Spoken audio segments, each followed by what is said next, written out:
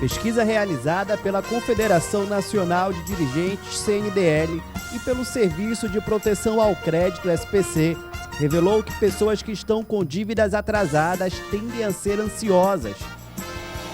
O jornalista Lima Rodrigues irá receber título de cidadão honorário pela Câmara de Vereadores.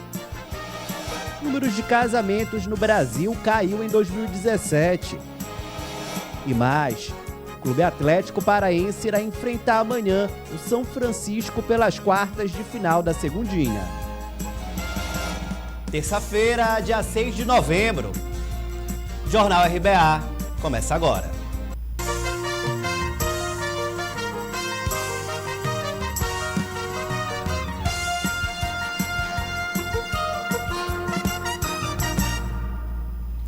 Boa tarde.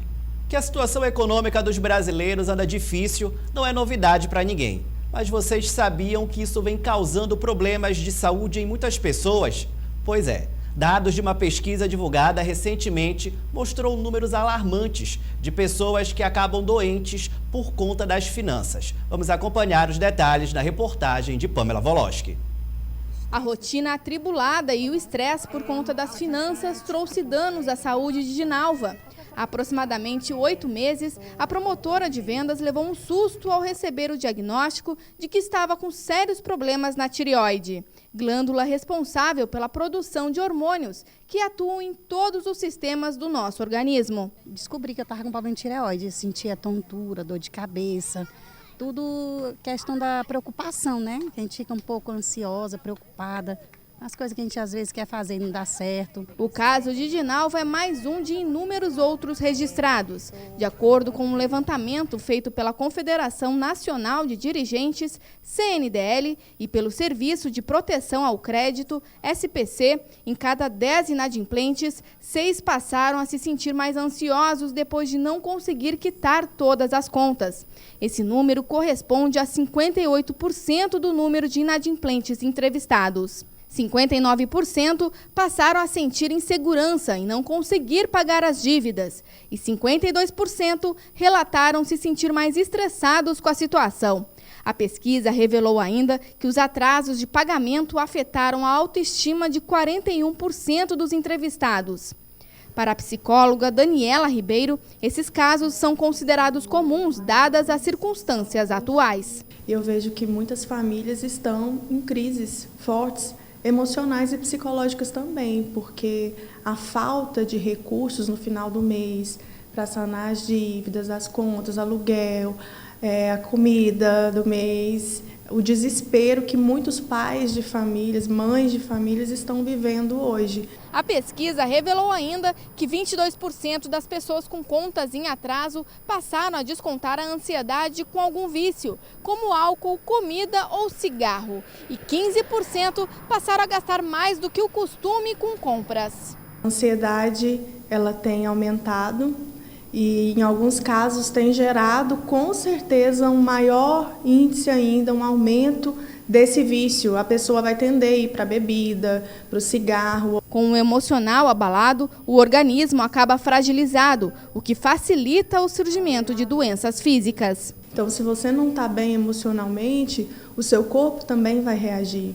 A ansiedade vai aumentar, você vai comer mais, você vai ficar mais sedentário ainda por não estar trabalhando. Sabendo dos riscos que o abalo emocional pode trazer à saúde, Benison conta que tenta se manter tranquilo, apesar das dificuldades enfrentadas diariamente. A gente tem que levar da melhor maneira possível para que não possa causar um problema mental ou físico, né? Mesmo considerada tarefa difícil, o estresse pode ser amenizado com algumas atitudes que, apesar de parecerem pequenas, podem fazer toda a diferença no dia a dia de uma pessoa. Tentar se unir mais às pessoas que a pessoa ama, né? Estar mais perto, estar mais junto, se relacionar e usar a criatividade, porque em momentos de crise eu acredito que a criatividade pode ajudar muito a amenizar esses problemas que são causados pela falta de emprego mesmo.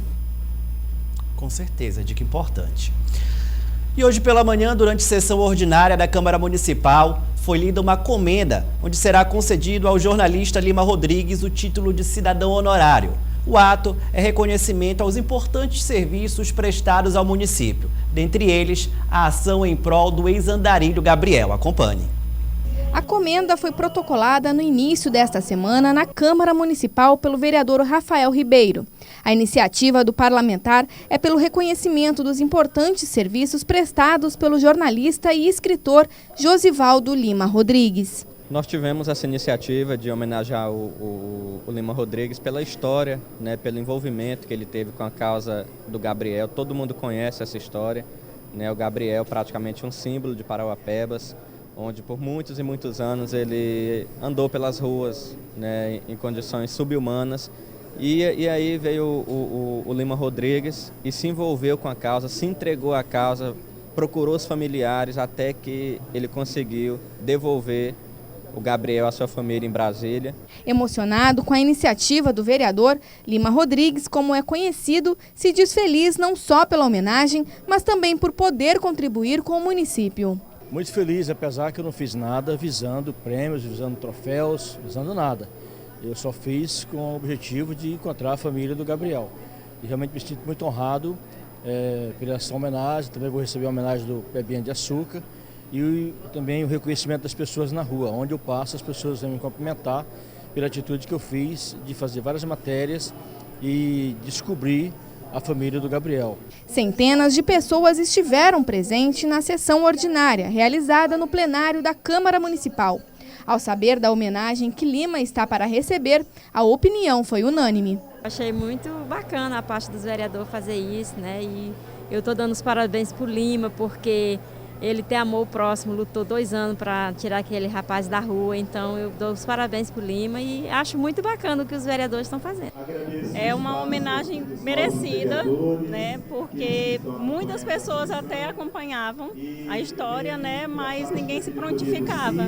Então, como ele já vinha há um tempo, né, batalhando, lutando para que o Gabriel viesse encontrar a família, e ele conseguiu. Após ser lida na sessão, a comenda será encaminhada para ser apreciada pela Procuradoria-Geral da Câmara Municipal e comissão responsável, para então ser aprovada e entregue ao homenageado durante uma sessão solene. Natural de Marabá, Lima Rodrigues possui um extenso currículo na área jornalística e literária. Em Parauapebas já desenvolveu inúmeros trabalhos. Recentemente, o profissional se dedicou à causa do ex-andarilho Gabriel, que vagava pelas ruas do município sem destino aparente. Lima trabalhou incessantemente para descobrir sua identidade e o paradeiro da família e, junto com o apoio da Prefeitura Municipal, conseguiu mudar a vida do homem maltrapilho. Apesar do grande trabalho, Lima não esperava toda esta repercussão. Não imaginei, inclusive, a repercussão nacional, né? Saiu matéria até já no Correio Brasiliense de Brasília, né? E eu não imaginava, a repercussão foi muito grande, meu Face não para de chegar mensagem, tem mais de 2.000 comentários lá me elogiando, mas não imaginava isso. As redes sociais são fundamentais, quando são tratadas com seriedade. Compartilhe coisa séria, que você vai ajudar alguém, não besterol. Mas você compartilhando coisa séria, você estará ajudando alguém. Então use a rede social para ajudar alguém, para tratar de coisa séria. Gabriel já está com a família em Brasília, onde está recebendo cuidados médicos. E apesar do objetivo de ajudar o ex-andarilho alcançado, Lima segue acompanhando a evolução de Gabriel. Já está conversando um pouquinho mais com os familiares. Todo dia a família dele me passa relatório, como é que está a situação. Mas ele está bem melhor, está bem tranquilo, já está reconhecendo as pessoas, já está comentando de fatos do passado. E aos poucos ele está se entrosando mais com a família. Graças a Deus está tudo bem lá em Brasília, que todo dia, 2 vezes por dia ou 3 vezes por dia, a família me passa relatório como é que está a situação dele. Eu estou muito feliz por ter reencontrado o Gabriel. Reconhecimento mais que merecido. Parabéns, Lima, por essa bela atitude. E o primeiro dia de provas do Exame Nacional do Ensino Médio ocorreu no último domingo, dia 5. De acordo com o MEC, o número de ausentes foi menor desde 2009. Aqui no estado do Pará, o índice foi de 22%. Ao todo, foram 62.561 candidatos faltosos. Segundo o Ministério da Educação, a edição do Exame Nacional do Ensino Médio 2018 tem o menor número de inscritos desde 2011. São 5.513.662 participantes aptos para fazer as provas. No ano passado, foram mais de 6 milhões de estudantes. No primeiro dia de provas, realizado no último domingo, dia 4, terminou com o menor número de abstenção desde o ano de 2009. Entre os mais de 5 milhões inscritos, 1.374.430 faltaram, o que representa 24,9% de ausentes. De acordo com o INEP, não teve nenhuma ocorrência grave no primeiro dia de provas. Foram registrados 87 casos de interrupção de energia elétrica, mas apenas 2 locais de prova a aplicação precisou ser interrompida. Os casos ocorreram no Tocantins e em São Paulo. Aqui no Pará, o índice de faltosos ficou em 22%. Cerca de 62.561 candidatos faltaram ao primeiro dia de provas do Enem em todo o território paraense. No primeiro dia, os estudantes fizeram redação e responderam 45 questões de linguagens, códigos e suas tecnologias, e 45 questões de ciências humanas. As provas do segundo dia serão aplicadas no próximo domingo, dia 11, com questões de matemática e ciências da natureza. Os gabaritos oficiais do Enem 2018 serão divulgados no dia 14 de novembro. Já o resultado está previsto para 18 de janeiro de 2019. Não custa nada reforçar, né? Os portões serão abertos às 11 horas da manhã e fechados aí ao meio-dia, então não perca o horário. No próximo bloco você vai acompanhar que pesquisa revelou que o número de casamentos caiu no Brasil. Agora são 18 horas e 3 minutos. Eu vou para o intervalo e volto já já.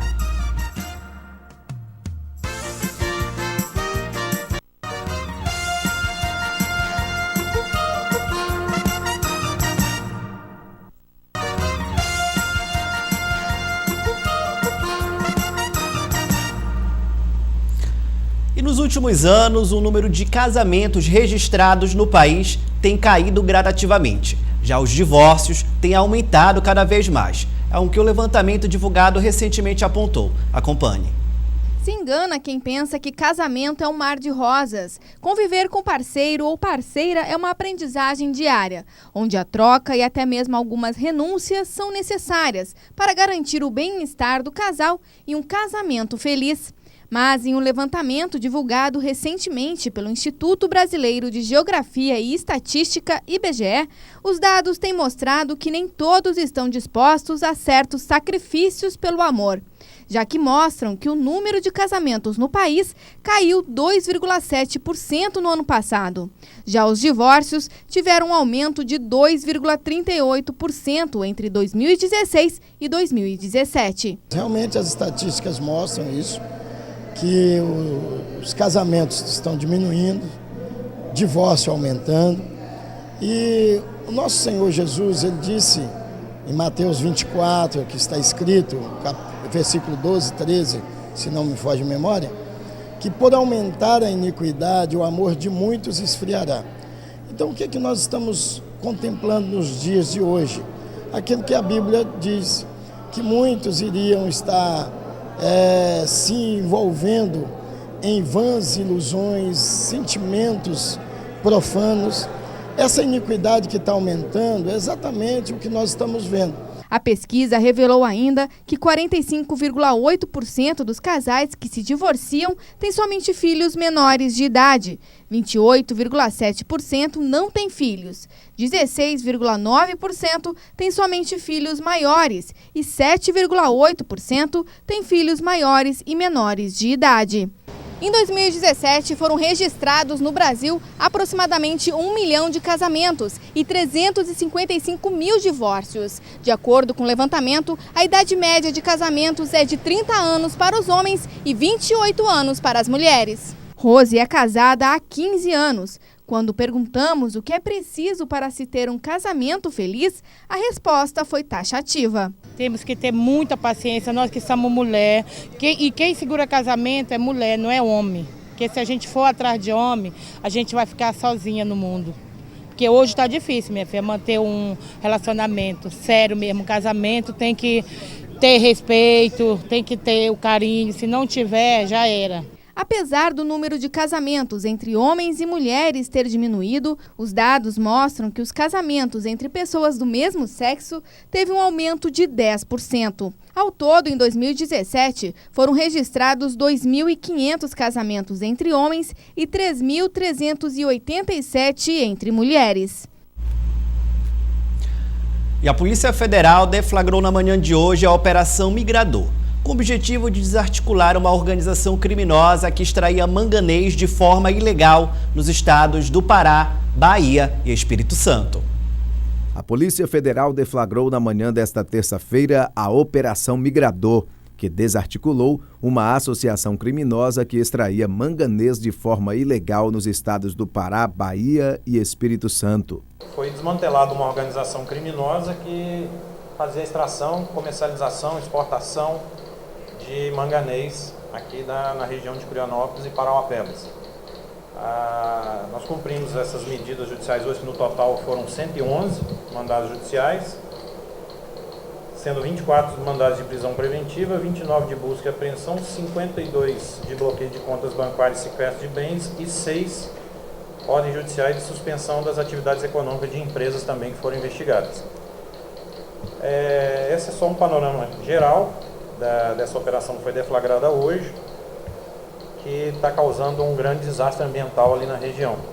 No estado do Pará, os municípios citados são Marabá, Parauapebas, Eldorado do Carajás, Curionópolis e Canaã do Carajás. Nestas cidades, 21 pessoas foram presas. De acordo com o delegado Ricardo Viana, as investigações tiveram início em 2015. Nessa operação a gente fez a apreensão de uma série de maquinário, de uma série de minério, mas a gente não tinha entendido como as coisas funcionavam, né? Com o avançar das investigações, a gente descobriu que tinha um grupo bastante articulado e com elevado poder econômico para poder promover esse tipo de atividade. O que as investigações demonstraram? Que tem um grupo que é responsável pela extração do manganês na região de Serra Pelada, de Vila União. Um outro grupo é responsável pelo beneficiamento. O manganês são umas pedras bem grandes, mas essa pedra ela precisa ser diminuída de tamanho para que ela esteja num ponto comercial. Só que assim, você tem o minério extraído e você tem o minério beneficiado, mas você tem um outro problema. Como você faz com que esse minério ele vá para o sul do país ou ele seja exportado? Porque muito desse minério vai para a China, vai para Singapura, vai para os Estados Unidos, vai para o México. Então, foi o que fizeram? Criaram empresas, não é? A fim de obter determinadas licenças para que a partir dessas licenças esse minério ele pudesse ser exportado. Com o avançar das investigações, a gente logrou êxito em descobrir que muito da documentação que foi obtida por essas empresas foi obtida de forma fraudulenta, através da falsificação de licenças de operação. E tinha uma outra questão, ele extraía o manganês de uma determinada área, que ele não tinha autorização, e esquentava esse minério com essa documentação, que na verdade essa documentação era para explorar numa determinada área. A gente foi na área, nunca tiraram uma pedra de lá, porque todo o minério estava sendo retirado de outros locais.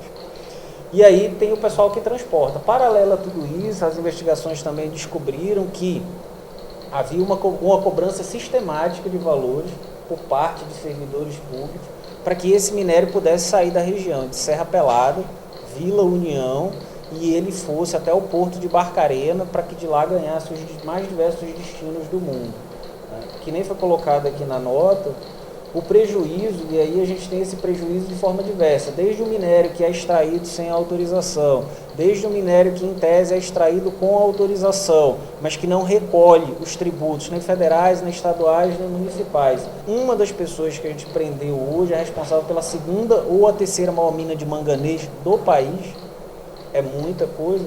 O prejuízo foi em torno da casa de 87 milhões de reais.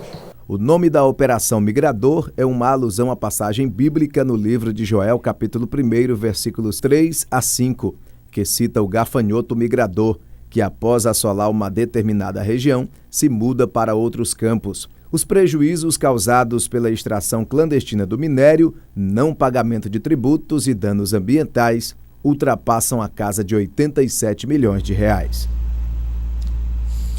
E um comerciante aqui da cidade foi vítima do golpe da nota falsa. Ele trabalha com a comercialização do açaí. E no último domingo, um homem, ao comprar o produto, repassou uma nota de R$100 falsa. O comerciante solicitou uma reportagem a fim de alertar outras pessoas sobre esse crime para que não se tornem vítimas. Acompanhe. Seu Juraci trabalha com a comercialização de açaí há mais de 10 anos. Na noite do último domingo foi vítima de um golpe. O comerciante afirma ter recebido uma nota falsa de R$100. Eu falei, ó, 1 litro é R$8, levando 2 é 15. Você vai levar os 2? Aí ele falou, vou ver com a minha esposa. Aí perguntei, bem, leva os 2? Aí ela, sim, pode levar os 2. Aí pegou e falou para mim assim, o senhor tem troco para 100? Eu falei, rapaz, infelizmente eu não tenho, que não vendia quase nada. Aí eu falei, mas deixa eu ver se minha esposa tem aqui. Aí perguntei à minha esposa, Jaci, que é a minha esposa, aí ela falou assim, você tem R$50 aí? Ela falou, tem sim. Eu falei, pois me arruma esses 50 de eu voltar o troco pro rapaz. Só que quando ela veio com o dinheiro, ela me deu R$50 e pegou os R$100 do rapaz e botou no bolso dela, e eu peguei o resto do meu dinheiro e dei o troco pro rapaz, não vi a nota. Porque se eu tivesse visto, eu tinha desconfiado e falado, não, esse dinheiro não pode. Ele não afirma se a intenção do cliente foi de enganá-lo ou se o homem também tenha sido vítima. Agora eu faço um apelo seguinte, se ele foi enganado, que às vezes pode ser também que alguém enganou ele, que ele faça o favor de vir e devolver meu dinheiro. E se não foi enganado, é prova que ele passou ciente. Aí eu estou mostrando que é para os pequenos comerciantes, negociantes como eu, ficar atento. Quem trabalha no comércio sabe muito bem da importância de conferir as notas. Damara Hipólito é operadora de caixa em um supermercado da cidade e nos conta que já passou por situações como esta inúmeras vezes. Mas nós temos uma instrução aqui que sempre que nós pegarmos qualquer tipo de nota, sendo 2, 5, 10, R$100, nós temos que observar a nota, a marca d'água, a cor da cédula também é bastante importante. Primeiro passo, né, a gente pegar...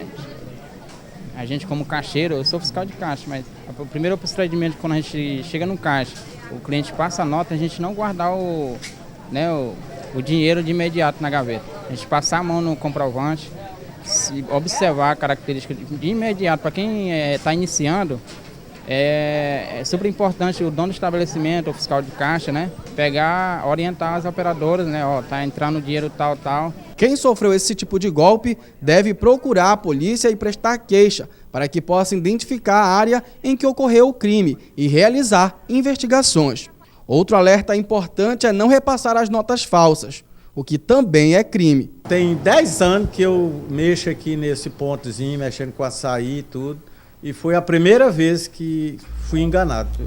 Ninguém nunca tinha feito essas coisas comigo não, graças a Deus. Aí dicas importantes, né? Então, para você, comerciante, empresário, verifique, veja se a cédula tem a marca d'água para não cair aí no golpe, né? E se cair, procure a delegacia para registrar um boletim de ocorrência. E veja a seguir, amanhã o Clube Atlético Paraense irá enfrentar o São Francisco pelas quartas de final da segundinha do Campeonato Paraense. Agora são 18h16. Eu vou para o intervalo, essa reportagem você acompanha já já.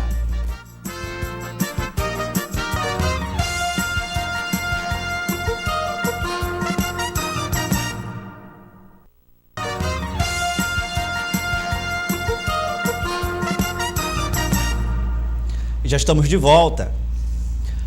E na noite do último sábado foi celebrado o aniversário da Igreja Batista Ágape. O evento reuniu dezenas de pessoas que juntas comemoraram os 8 anos de existência da congregação. Acompanhe. Nós queremos aqui, Senhor Deus, agradecer por tudo que o Senhor construiu até aqui. Com louvores e apresentações de coreografias, os membros da Igreja Batista Ágape se reuniram no templo para comemorar a data. Hubertson é membro da igreja há 2 anos e se diz feliz em poder celebrar esse dia. É uma alegria muito grande, né? Pois aqui nós vivemos a presença de Cristo Jesus. A Igreja Batista Ágape, ela tem um papel fundamental aqui nesta região e nós, como membros, também temos essa responsabilidade e esse privilégio, né, de estar servindo a Deus. Foram 7 anos de congregação. Este ano é o primeiro como igreja. Localizada no bairro Cidade Jardim, ela possui atualmente cerca de 140 membros. Para o pastor Vinícius, este é um dia que merece ser celebrado. A igreja tem sido abençoada durante esse tempo, né? Muitas pessoas passaram por aqui, né? Desde quando começou, lá numa casa bem pequena, né? Esse terreno aqui era um terreno vazio, não tinha nada, e hoje a gente já tem muitos frutos, né, do trabalho que foi plantado lá no início. Então a gente está muito grato a Deus por tudo que Ele tem feito ao longo desses 8 anos. A noite, que teve como tema a importância da unidade na igreja, contou com a presença do pastor e diretor executivo da Convenção Batista do Tocantins, Josimar Rodrigues. E eu estou muito feliz de estar aqui na Igreja Batista Ágape e louvo a Deus pela vida do pastor, da sua família, de todas as pessoas que estão aqui para a gente comemorar junto, ler a palavra, tirar lições extraordinárias do que Deus tem feito na nossa vida, daquilo que Ele há de fazer. A atração musical ficou por conta de Wildecon e banda. Fazer parte dessa história também, a gente tem acompanhado de perto as lutas, as pelejas dessa comunidade evangélica que tem pregado o reino de Deus, trazendo as boas novas de salvação, e a gente fazer parte dessa história é uma grande alegria.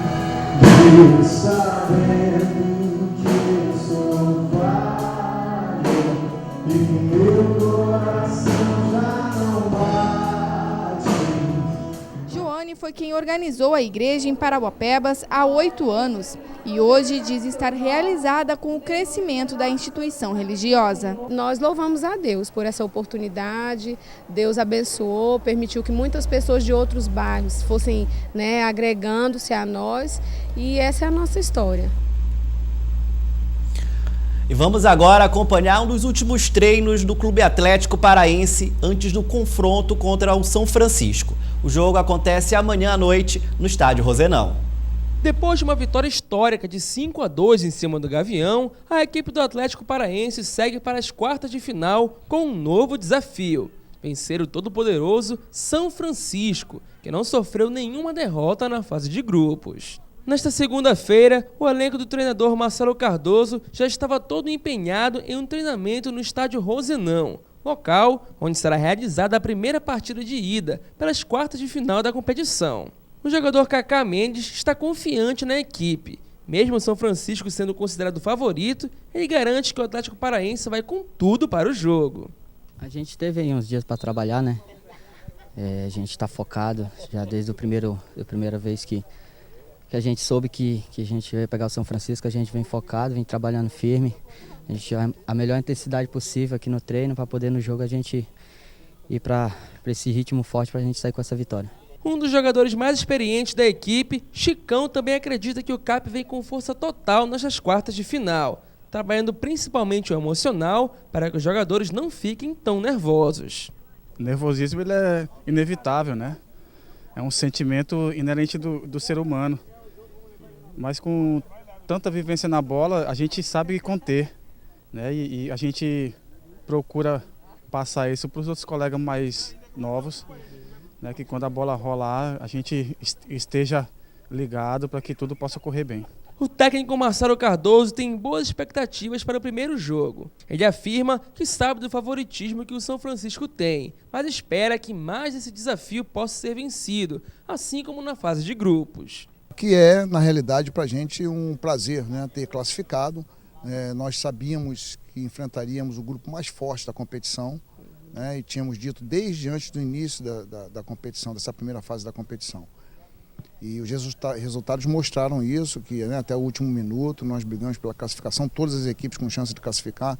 Então, para nós é mais um, né, mais um adversário forte, mais um candidato a subir. Mas nós entramos na competição com a nossa ambição. Então, desde o primeiro momento, a nossa ambição sempre foi classificar e chegar numa condição de lutar pelo acesso, né, à primeira divisão do próximo ano.